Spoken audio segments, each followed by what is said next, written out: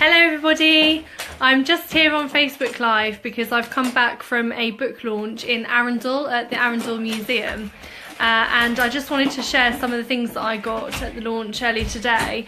It was actually really good. There were lots and lots of local authors all demonstrating different books that they had for release very recently. I'm just going to go through some of them because I think it's really nice for you to see some of the things that I picked up. So the first one was a book by Rosemary Noble, which is this one.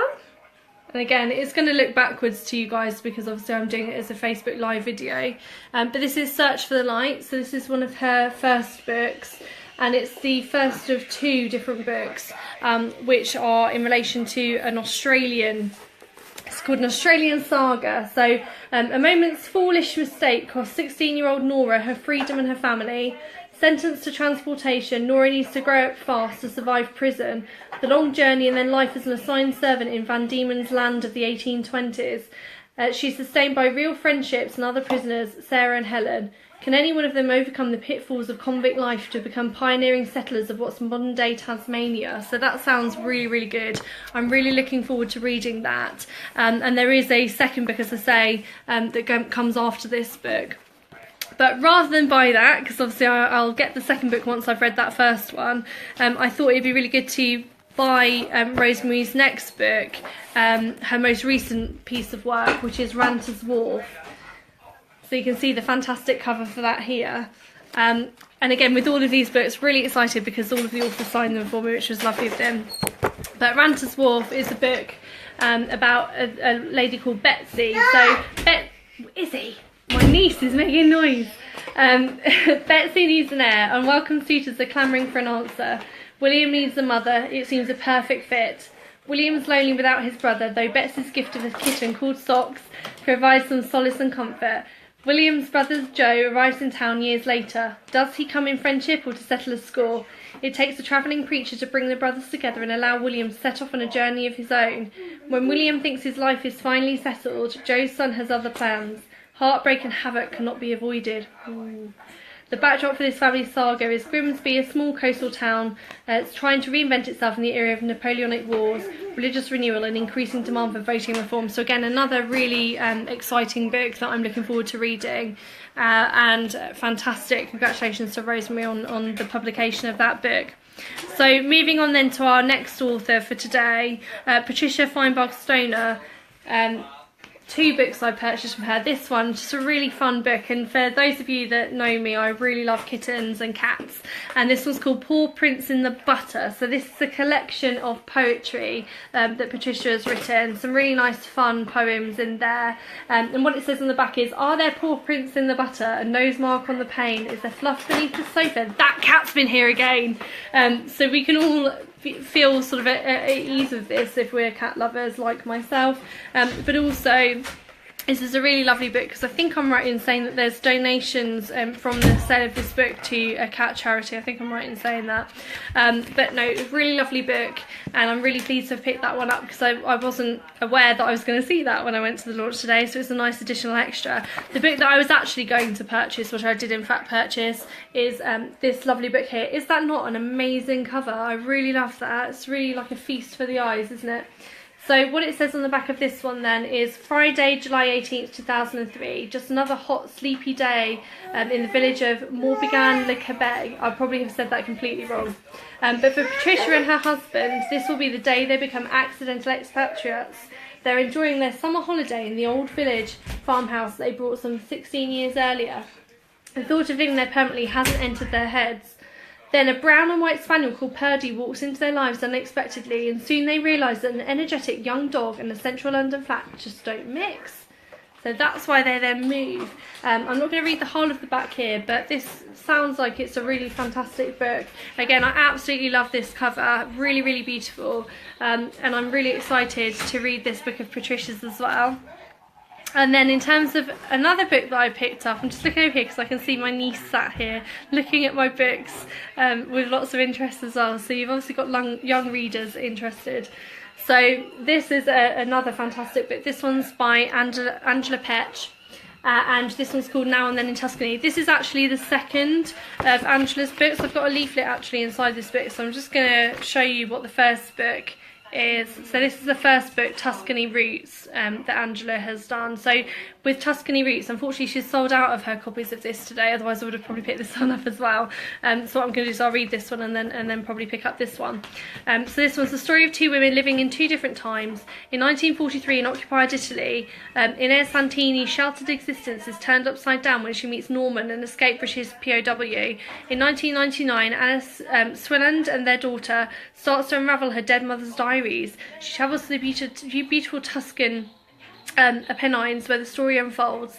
In researching her parents' past, she will discover secrets that change her life forever. So that's really interesting. Now, obviously, I didn't get a chance to pick this one up today because it was already sold out.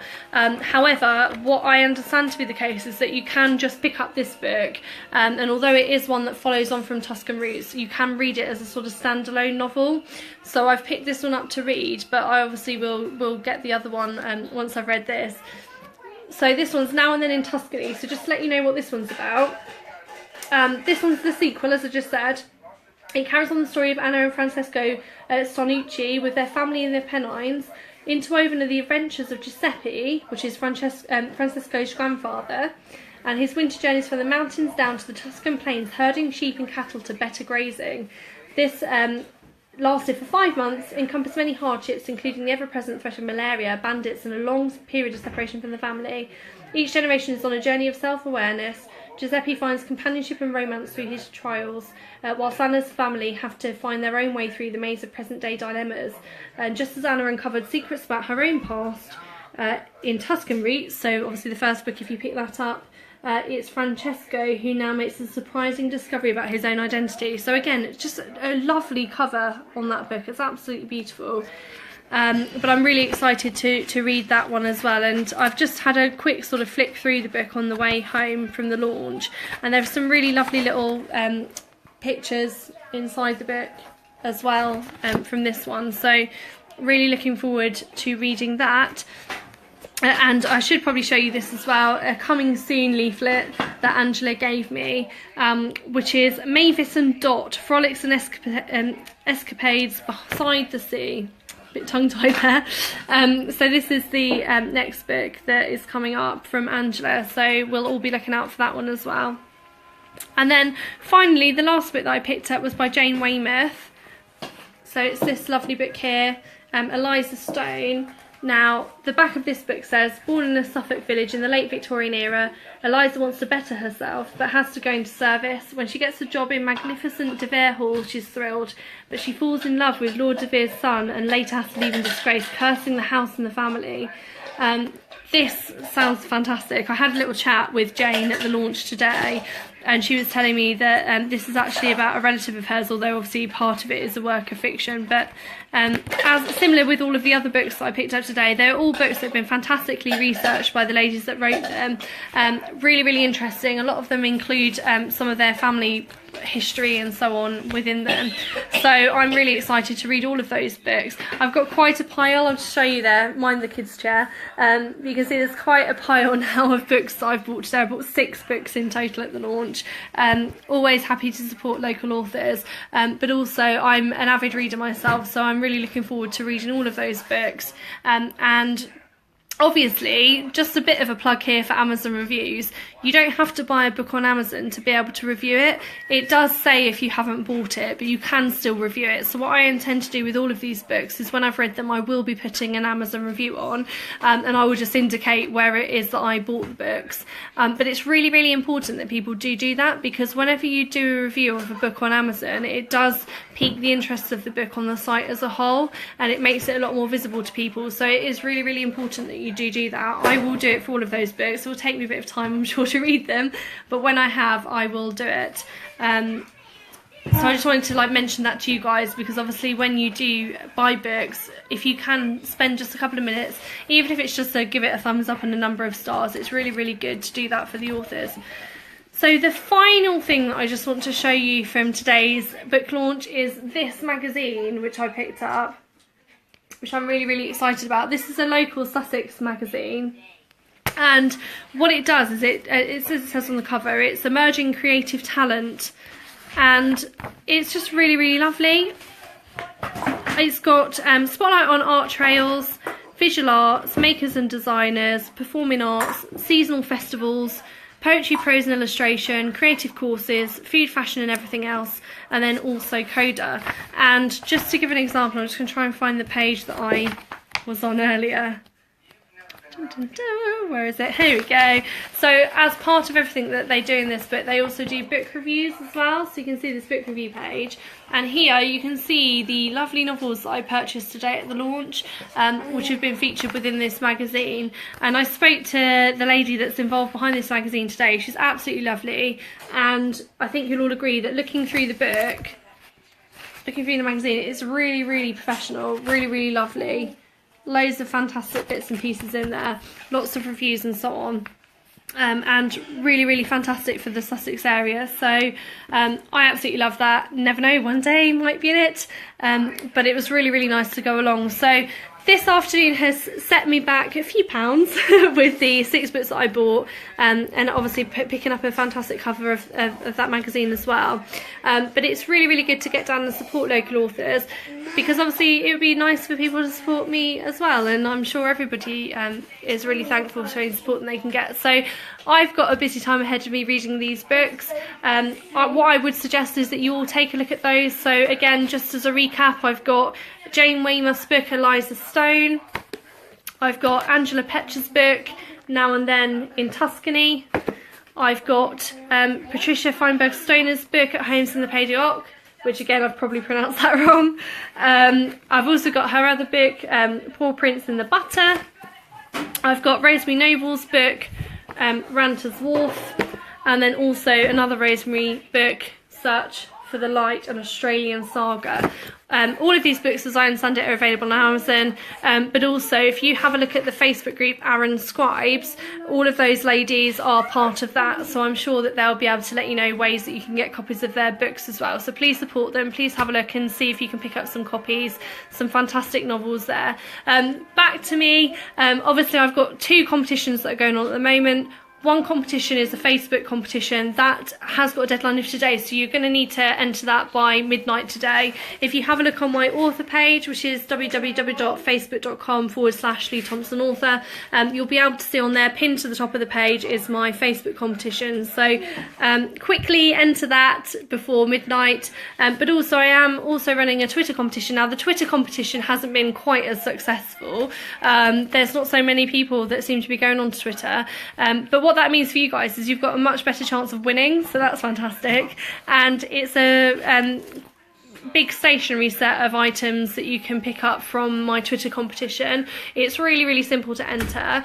All you need to do is go on to www.twitter.com/ I think it's 1 Lou Thompson, so the numerical 1 Lou Thompson, and if you go on there, you should see pinned to the top of my Twitter page the competition on Twitter. You need to enter that today, because that's the deadline, and I will be picking the winners on that tomorrow. I was going to probably pick the winner on Facebook today, but I'm not now. I'm going to pick both of the winners tomorrow, so I'll give you till midnight on both the Facebook competition and the Twitter competition to enter. The Facebook competition, obviously 2 of you can win a tote bag, and on the Twitter competition 1 of you can win a stationery set. So go ahead and enter that. Please carry on liking, sharing, retweeting, all of that sort of stuff for my Facebook and my Twitter pages.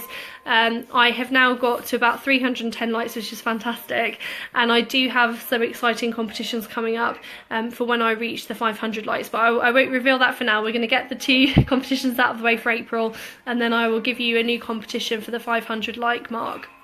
So thank you guys for supporting. Like below. If you're a friend of mine, you're watching this or you see this come up and you haven't liked my page, please like it. I've got about 310 likes, as I say, on my author page, but of those, less than 50% are people that are actually friends of mine on Facebook, and I have a good number of friends now on Facebook, so please give it a like. And in terms of the lighting here, it's not great, is it? It's not very complimentary.